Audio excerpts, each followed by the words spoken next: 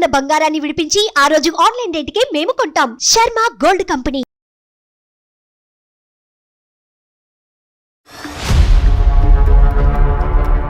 చాలా హ్యాపీగా ఉన్నా లహరి. ఇప్పుడుగా నా లవ్ యాక్సెప్ట్ చేసావా? నన్ను ఎంత గలీజ్ గా నువ్వు చూపించావంటే 10 మందిలో నేను తిరగాలంటే నా మొహం మీద ఉమ్మేస్తున్నారు. నువ్వు నాకే తప్ప ఎవ్వరికి వెళ్ళకూడదు, నువ్వు నాకే సొంతం. బాబు అరే ఇష్టం ఉంటే పరువులు తీర్రా. ఆ అమ్మాయి ఉన్న బొమ్మ నువ్వు కావాలి అనుకోవటానికి.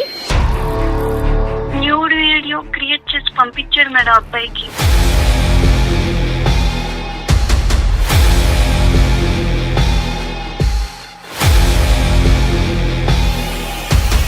ఆ అమ్మాయి ఈ అవమానం తట్టుకోలేక ఆ అమ్మాయి మొత్తం కుటుంబం మాస్ సూసైడ్ చేసుకొని చచ్చిపోవాలి. అది నీ కోరిక. ప్రేమిస్తే ప్రేమిస్తావు, లేదంటే పీక నరుకుతావు. అటువంటి క్యారెక్టర్ అనేది నీకు ఇప్పుడు అర్థమైంది కదా. ఇంతకుముందు ఫోన్లో మాట్లాడినప్పుడు నువ్వంటే ప్రేమ, నువ్వంటే పిచ్చి అని చెప్తున్నావు కదా. అంటే ప్రేమ పిచ్చి కాదా నీకు? డాడీ ముందుకు నేను వెళ్ళలేను కదా మేడం, అంటే అంత టూ మచ్ ఉన్న పిక్స్. మరి ఇంత మంచి వాళ్ళు ఏంటమ్మా? ఇంత అమాయకత్వం, ఇంత మంచితనం ఉంటే ఎలాగమ్మా? నీలాంటి రీల్స్ కూడా పంపించాడటండి. వీడికి పని పాట లేదు. నీలాంటి అమ్మాయిలు వెనకతలు పట్టము.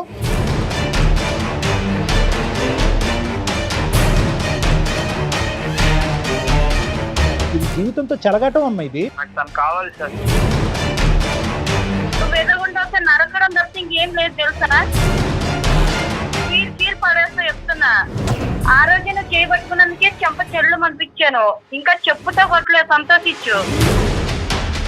నువ్వు చెయ్యి పట్టుకుంటేనే చెంప మీద కొట్టింది కదా. నువ్వు ఇలాంటి పని చేస్తే అసలు నిన్ను ఎలా యాక్సెప్ట్ చేస్తుంది అనుకున్నావు? నువ్వు ఇలా చేస్తున్నావు నీ ఫ్రెండ్స్కి తెలుసా? మీ పేరెంట్స్కి తెలుసా? లేదు సార్. తలకిందులు ఏలాడదీస్తాను నేను. ఇదేం నీకు ఫస్ట్ టైం లాగా నాకు అనిపించట్లేదు. ఇది నీకు ఒక సాంప్రదాయం, ఒక ఆనవాయితీలాగా నాకు అనిపిస్తుంది. ఏమనుకుంటున్నావు? ఏ సమాజంలో ఉన్నావు అనుకుంటున్నావు?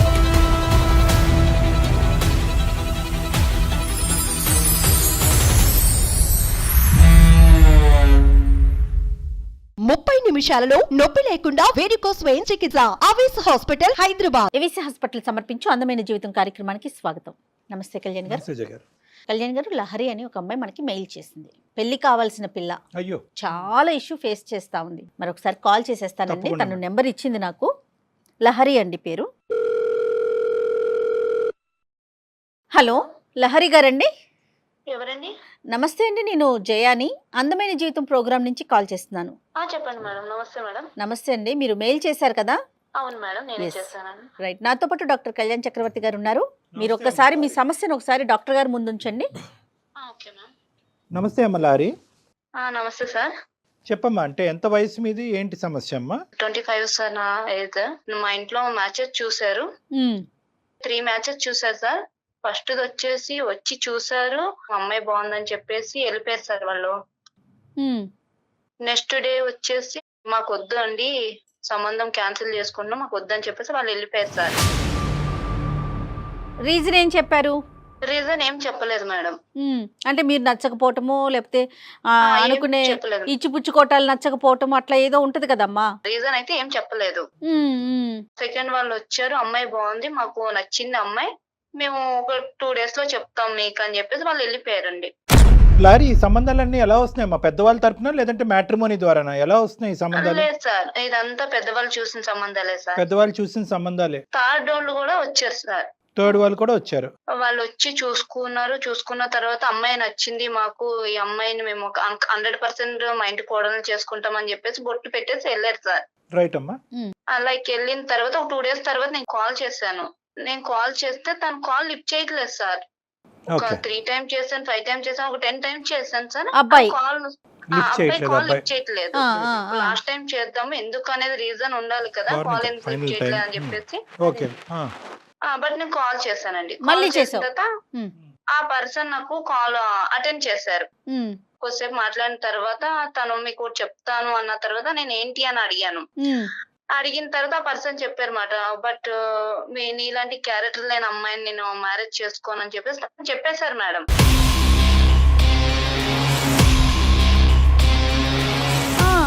అదేంటి నా క్యారెక్టర్ అంటే నేనేం చేశాను, నేనేం మిస్టేక్ చేయలేదు కదా, నా క్యారెక్టర్ ఎట్లా బ్యాడ్ చెప్తున్నారు మీరు, లైక్ రీజన్ ఉండాలి కదా అని చెప్పేసి నేను అడిగాను మేడం.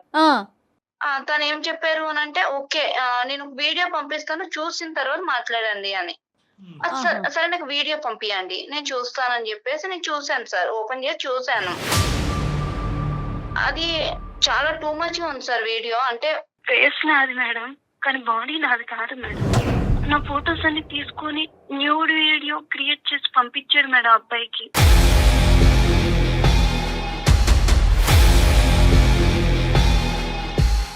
నాకు అసలు ఏం అర్థం కాలేదు మేడం, చూడడానికి చాలా దరిద్రంగా ఉంది మేడం. ఖచ్చితంగా ఏంటంటే పెళ్ళిళ్ళు చూడటానికి వచ్చేటటువంటి ప్రతి అబ్బాయి యొక్క నెంబరు ఈ ఎవడైతే కనుక ఈ వీడియోలు తయారు చేసి అందరికి డిస్ట్రిబ్యూట్ చేస్తున్నాడో వాడి వరకు చేరుకుంటున్నాయి. ఎవరి ద్వారా చేరుకుంటున్నాయి ఈ ఫోన్ నెంబర్లన్నీ కూడా?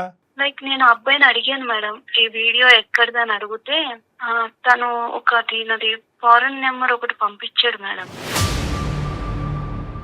నా ఫ్రెండ్ ఒక అబ్బాయి హ్యాకర్ ఉన్నాడు మేడం.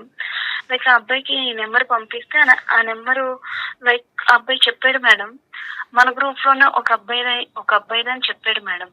లైక్ నేను అడిగాను ఆ అబ్బాయిని ఎవరు మన గ్రూప్ లో ఎవరు ఉన్నారంటే అదే నిన్ను కాలేజ్ లో లవ్ చేస్తున్నా అని చెప్పేసి చేయి పట్టుకుంటే నువ్వు అబ్బాయిని కొట్టావు కదా అర్జున్ అని చెప్పేసి అబ్బాయి చెప్పాడు మేడం. అంటే నీ పాస్ట్ లో ఏమైనా ఒక లవ్ స్టోరీ ఏమైనా ఉందమ్మా? జస్ట్ ఫ్రెండ్షిప్స్ వరకేనా? ఓన్లీ ఫ్రెండ్స్ వరకే సార్, లవ్ స్టోరీ అనేది ఏం లేదు సార్. నా ఫ్రెండ్స్ గ్రూప్ లో అర్జున్ అనే పర్సన్ నాకు ప్రపోజ్ చేస్తే లైక్ నా ఫ్రెండ్స్ అందరి ముందు ఇది కరెక్ట్ కాదు నేను లవ్ చేయను జస్ట్ నేను స్టడీ కోసం వచ్చినాను ఏదన్నా మా పేరెంట్స్ చూసుకుంటారని చెప్పేసి మా ఇద్దరికి ఇష్యూ జరిగింది. తను నా చేయి పట్టుకోగా నేను కొట్టినాను మేడం, మా ఫ్రెండ్స్ అందరి ముందే కొట్టాను. సో వీడి స్నేహితుడుగానే వచ్చిన వాడు ఏంటంటే ఒక అడుగు ముందుకేసి లవ్ అనేటటువంటిది క్రియేట్ చేసేటప్పటికి చెయ్యి పట్టుకున్నాడు. అంటే చెయ్యి ఎందుకు పట్టుకున్నాడమ్మా? అంటే నేను నిన్ను లవ్ చేస్తున్నాను నన్ను ఎందుకు రిజెక్ట్ చేస్తున్నావు బట్ నేను లవ్ చేస్తున్నా అని చెప్పేసి తను చెప్పారు. కానీ అదే ఫస్ట్ టైం కదా, ఇది చాలా సార్లు చెప్పి నువ్వు రిజెక్ట్ చేస్తున్నట్టుగా ఎందుకు మాట్లాడుతున్నాడు?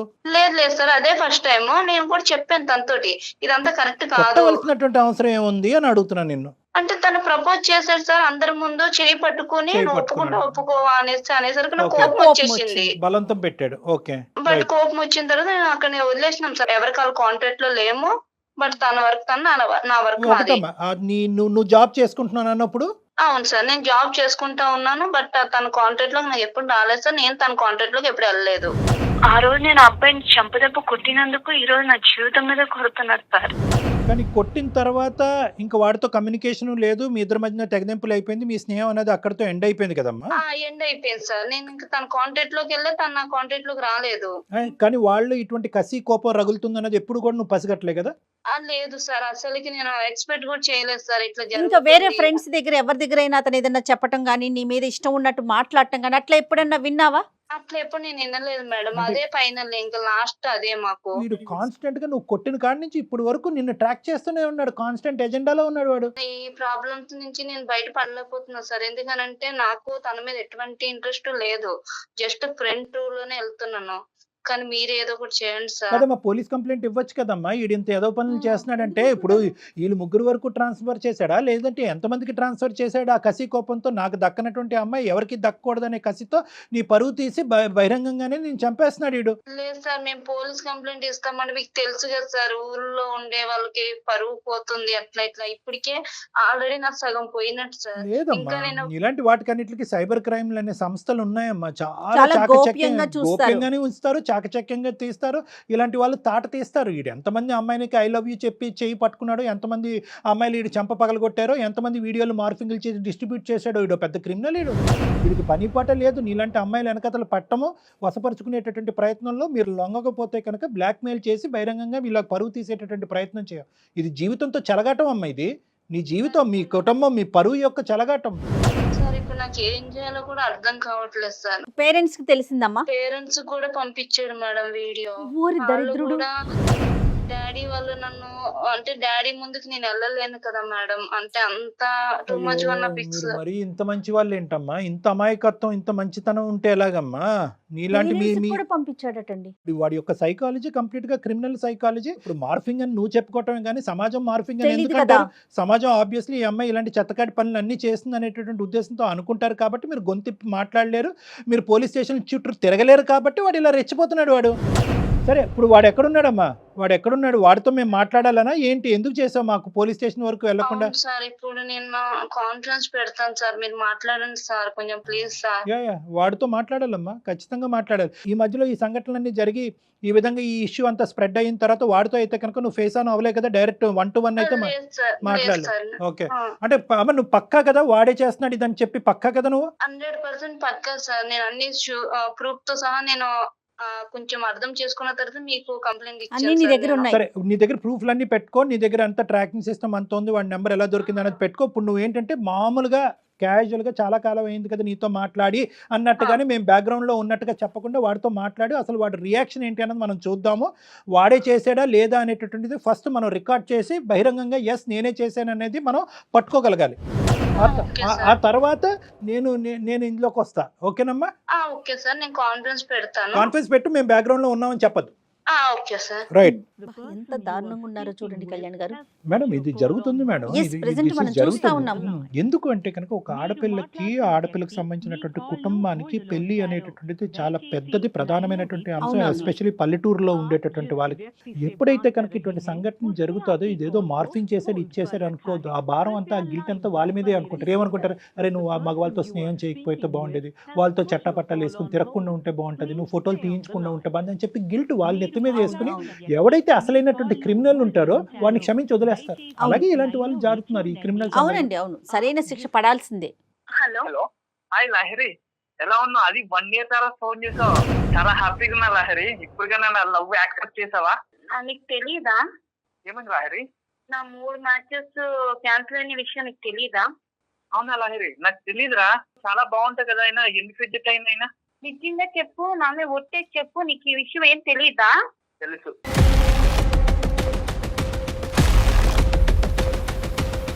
తెలిసి ఉంటే ఎందుకు చేసావు? నేను నిన్ను ఇష్టపడ్డా లహరి, నువ్వంటే నాకు నీకు చాలా ఇష్టం. అర్థమవుతుందా? నేను నిన్ను ఫ్రెండ్ రూల్ అనే చూసాను, లవర్ రూల్ లో చూడలేదు.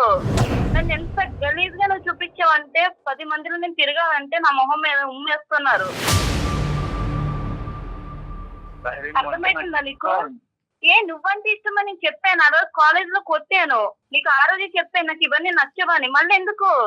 నువ్వంటే ఇష్టం లహరి, నేను తప్ప వేరే వాళ్ళు ఎవ్వరు చేసుకోవడానికి ఎందుకంటే నువ్వంటే నాకు ఇష్టం. ఇష్టం అంటే 2 పర్సన్స్ ఉండాలి, ఒక్కరికే ఉండకూడదు ఇష్టం అంటే. లైక్ నేను ఎప్పుడు నేను అలా చూడలేదు, ఎందుకంటే నా లైఫ్ మొత్తం ఖరాబ్ అయిపోయింది. వాళ్ళు ముగ్గురు నన్ను ఎంత గలీజ్ గా మాట్లాడారు తెలుసా? ఫ్యామిలీ కూడా సఫర్ అవుతుంది నీ వల్ల. నిన్నైనా నువ్వు నాకు ఇష్టం లహరి, నీకోసమే నేను ఇదంతా చేస్తున్నా. మన ఇద్దరం హ్యాపీగా ఉందామని ఇదంతా చేస్తున్నా. 3 సంబంధాలు కాదు, 30 సంబంధాలు వచ్చిన 3 లక్షల సంబంధించిన నేను చెడగొడతా లహరి. ఎందుకంటే నువ్వు నాకు ఇష్టం, నువ్వు నాకు తప్ప ఎవ్వరికి వెళ్ళకూడదు, నువ్వు నాకే సొంతం.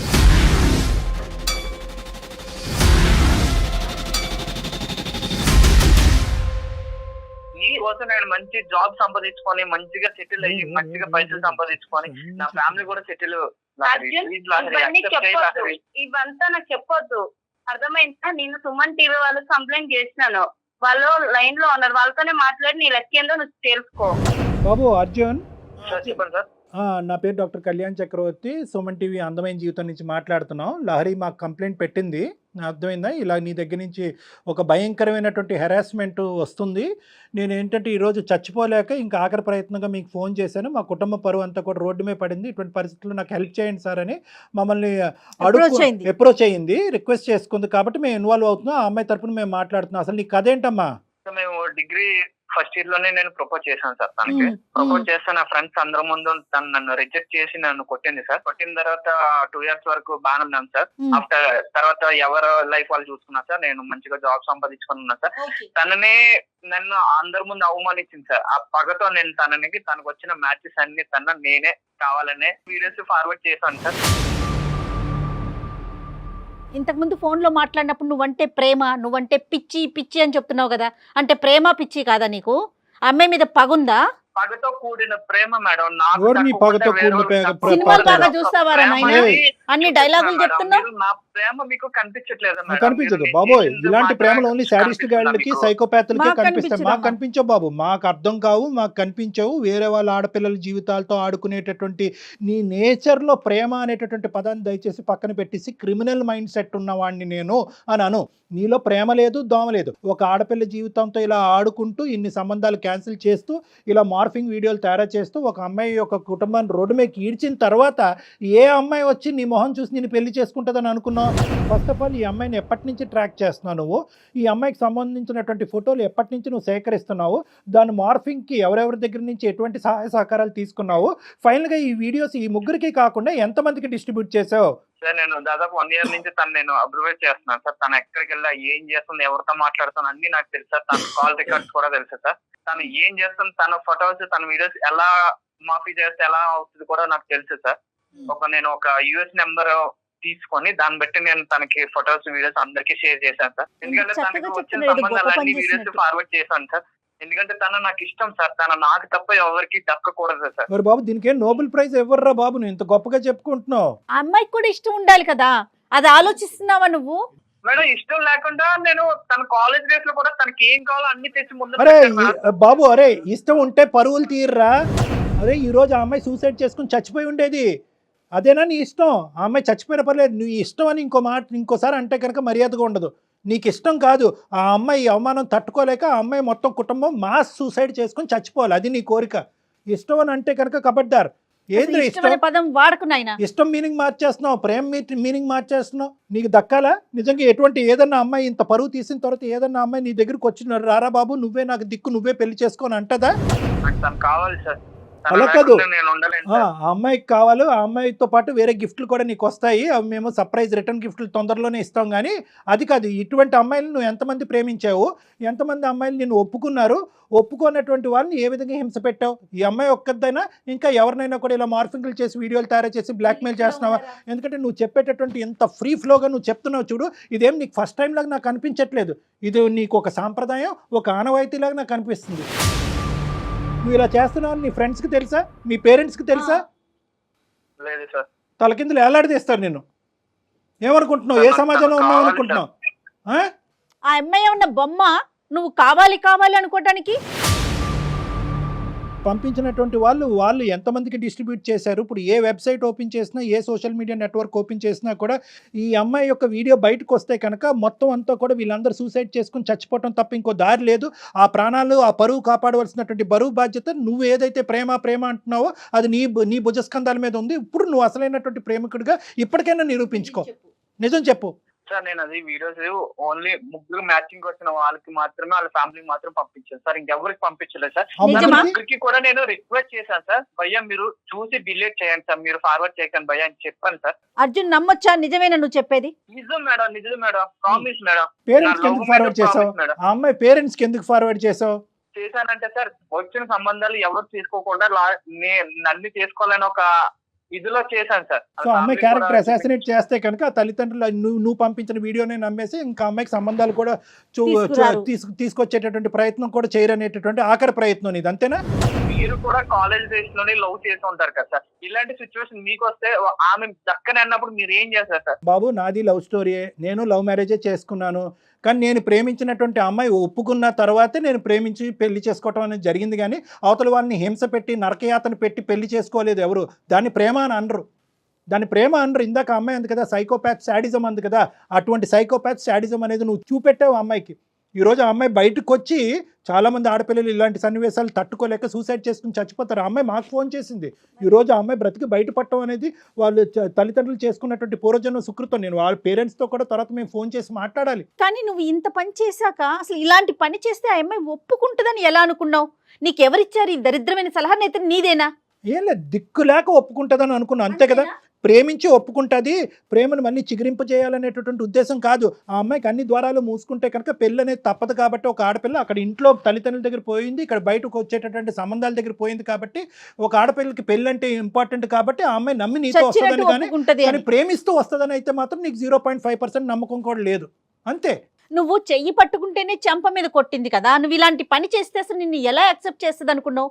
నువ్వంటే అసహ్యం కలగదు? రేపొద్దున మీ ఇద్దరి మధ్యన ఓకే ఈ అమ్మాయి వచ్చింది మళ్ళీ నువ్వే కరెక్ట్ అని అనుకుంది, నిన్నే పెళ్లి చేసుకుంది, రేపొద్దున మీ ఇద్దరి మధ్యన ఏదైనా గొడవ వచ్చింది, ఈ అమ్మాయికి బుద్ధి చెప్పాలని చెప్పి ఇంకో 10 వీడియోలు నగ్నంగా స్నానం చేసే వీడియోలు తీసుకొచ్చి బహిరంగ పంపించావు అనేటువంటి నమ్మకం ఏంటి? ప్రేమిస్తే ప్రేమిస్తావు, లేదంటే పేక నరుకుతావు. అటువంటి క్యారెక్టర్ అనేది నీది ఇప్పుడు అర్థమైంది కదా. సో మేము తీసుకునేటటువంటి జాగ్రత్తలు, మేము తీసుకునేటటువంటి ప్రయత్నం అయితే చేస్తాము. ఇది నీ చేతుల్లో అయితే లేదు, నీకు ఆ అమ్మాయి అయితే దక్కదు, కానీ పోలీసుల దగ్గర నుంచి మాత్రం గట్టిగా వాతలు అయితే మాత్రం దక్కుతాయి, అదైతే మాత్రం గ్యారంటీ. నువ్వేదో అమర ప్రేమికుడిని, నా ప్రేమని నా ప్రేమని నమ్మండి, ఆ అమ్మాయిని నాకు ఇవ్వండి అంటే కనుక ఆ అమ్మాయిని ఇచ్చేది చచ్చేది ఏమీ లేదు, కానీ నీకు ఎటువంటి డోస్ పడాలో అటువంటి డోస్ ఖచ్చితంగా నీకు పడుతుంది. ఇదైతే మాత్రం గ్యారంటీ. సార్ ఈ రోజుల్లోనే లవ్ యాక్సెప్ట్ చేయకపోతే ఏం చేస్తున్నారు కూడా తెలుసు కదా సార్. ఈ రోజుల్లో ఎట్లా ఉన్నారో సార్. నేను తనని ఎలాంటి డిస్టర్బెన్స్ లేకుండా దూరం నుంచి నేను లవ్ చేస్తున్నాను సార్. తనకి ఏం కావాలో అన్ని కూడా తెచ్చి పెట్టాను సార్. తన బర్త్డే కూడా ఫస్ట్ విషెస్ కూడా నేనే చేశాను సార్. ఈ రోజులో ఏంటంటే లవ్ యాక్సెప్ట్ చేయకపోతే ఏం చేస్తున్నారో కూడా మీకు తెలుసు కదా సార్, ఎలా ఉన్నారు జనాలు. కానీ అలాంటిది తనకి ఎలాంటి హాని కలగకుండా నేను దూరంగా ఉండి తను లవ్ చేస్తున్నాను సార్. తనకి నచ్చిన జాబ్ నేను చేసుకుంటూ తనకి నచ్చిన ఇష్టంగా నేను ఉన్నాను సార్. ఓకే సార్ మీరు ఏం చేసినా నాకు తనకు కావాలి సార్.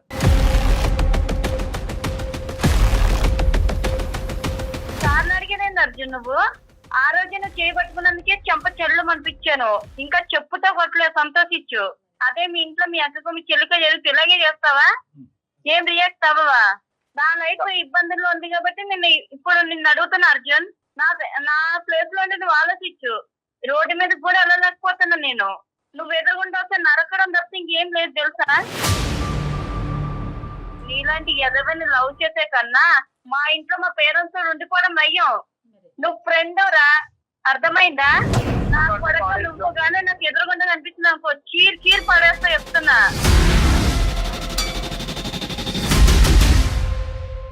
ఏం నాటకాలు చేస్తున్నావా?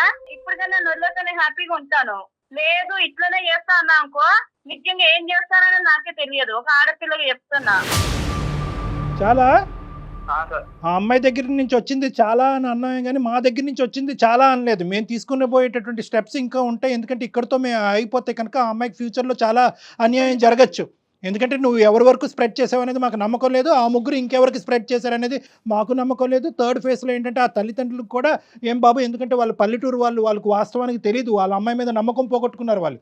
సో వాళ్ళకి కూడా మేము ఫోన్ చేసి వాళ్ళతో మాట్లాడి, ఏమండి ఇది వాస్తవం కాదు, ఒక దరిద్రుడు చేసినటువంటి ఒక అన్యాయమైనటువంటి నీచమైనటువంటి పని అనే విధంగా వాళ్ళకి కూడా మేము సర్ది చెప్పాల్సినటువంటి అవసరం ఉంది. నీ ఫోన్ ఎక్కడున్నా చెప్పమ్మా అర్జున్కి ఎలాంటి యాక్షన్ తీసుకోండి సార్. ఇలాంటి మాత్రం అసలు వదలొద్దు సార్. ఎందుకంటే నేనంటే ఇప్పుడు ట్రబుల్ అవుతున్నాను. నా ప్లేస్ లో ఇంకొకరు ట్రబుల్ అవ్వకూడదు.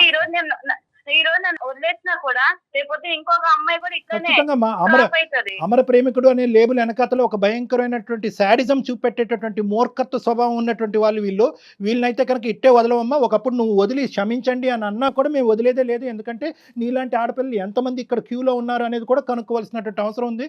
ఆ బరువు బాధ్యత మేము తీసుకోవడానికి సిద్ధపడుతున్నామమ్మా. ఖచ్చితంగా కళ్యాణ్ గారు అమ్మాయి సిన్సియర్ గా ఫ్రెండ్ గానే ఫీల్ అయ్యిందండి, తెలుస్తోంది తన మాట. ఇంకా నువ్వు మాట్లాడక అర్జున్, నీకు ఇంకా మాట్లాడే అర్హత లేదు. నువ్వు ఎక్కడికి తప్పించుకోవాల్సిన ప్రయత్నం చేసినా కూడా నిన్ను మాత్రం పట్టుకునే తీరుతాం మేము. అమ్మా నువ్వు జాగ్రత్తగా ఉండు, తర్వాత ఏం చేద్దాం అనేది మేము ఇది అయిపోయినాక ఒకసారి నీతో మాట్లాడతాను, సరేనా? ఇంకా అతనితో నువ్వు కాంటాక్ట్ లోకి వెళ్ళక తల్లి. జాగ్రత్త అమ్మా, సేఫ్ గా ఉండమ్మా నువ్వు. రైట్ పెట్టండి సార్. ఇంకా అసలు అతనితో మాట్లాడాల్సిన అవసరం కూడా లేదు మనకి. చిచ్చి ఎంత ఘోరంగా ఉన్నారండి, ఎలా ఆలోచిస్తున్నారు? ఇమిడియట్ గా యాక్షన్ తీసుకోవాలి. ఖచ్చితంగా కళ్యాణ్ గారు వచ్చిన వాడు ఇంకా అమ్మాయి మీద ఇంకా ఏమైనా ఇప్పుడు మనం మాట్లాడినాక ఇంకొంచెం ఏదైనా అవ్వచ్చు కదా, వచ్చేవాడు డెఫినెట్ గా మాట్లాడదామండి. ఇమిడియట్ గా ఒక యాక్షన్ ఏదైనా తీసుకో. డెఫినెట్ గా రైట్ అండి. నమస్తే. 30 నిమిషాలలో నొప్పి లేకుండా వేడికోస్ వెయిన్ చికిత్స ఆవేశ హాస్పిటల్ హైదరాబాద్. సుమన్ టీవీలో మీ పర్సనల్ అండ్ బిజినెస్ ప్రమోషన్స్ కోసం కింది నెంబర్ కి కాంటాక్ట్ చేయండి.